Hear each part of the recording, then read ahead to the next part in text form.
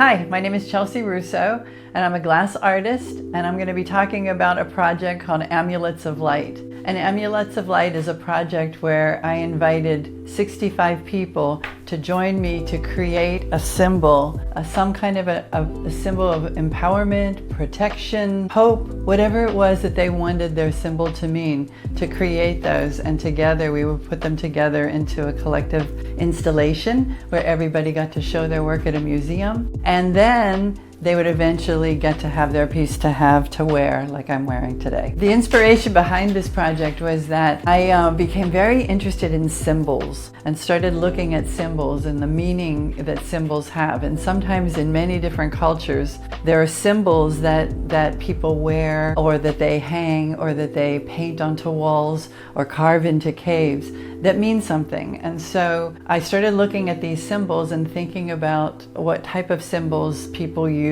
for empowerment. I started to create these wonderful protective symbols, and I noticed that when I wore them, I really felt the power that that piece had. So I decided I wanted to really find out if other people, when they were wearing a piece that they made with that type of intention, if they got the same type of effect. One of the things that was amazing is I got to watch people go through the process of really thinking thoughtfully about what their intention was. As a matter of fact, at the beginning of each workshop, we took time where everybody quieted down, everybody closed their eyes, we took a few deep breaths, and we really thought about what symbol we wanted to work on that day and what we wanted it to do and what kind of intention we had for it. So it really got people grounded into this idea, and it was so amazing to watch many people do an art form that many of them had never tried before, and take that intention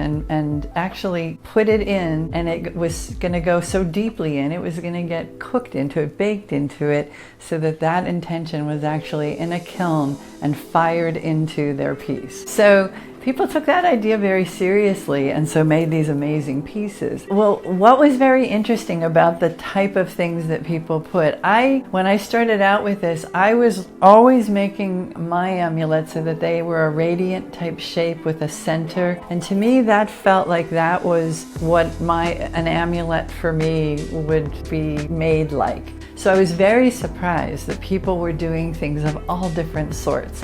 There were some that were more geometric.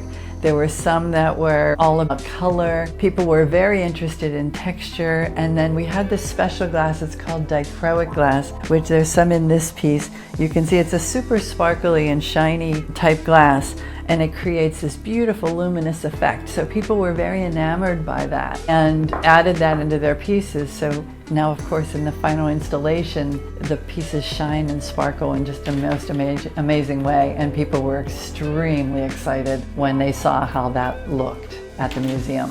The opening event that was held at WMODA, and thank you to WMODA and Louise Irvine, the executive director and curator of the museum. It was a really wonderful week building up to it, and then the installation opening itself. So the week building up to it with Mr. Liu, a wonderful creative person who works at WMODA, we created the installation, the actual armature that was going to hold all these pieces. And so it was a project where I really envisioned what I called a big metal hula hoop. So a big hoop, and then all the pieces would hang down in a circle around it. So just with that concept, Mr. Liu went at it, and we created the beautiful installation. So the week of, Mr. Liu and I were hanging the installation and then hanging all the individual pieces that people made. So it was just a wonderful, magical thing to look at each piece, figure out where it should go in the circle,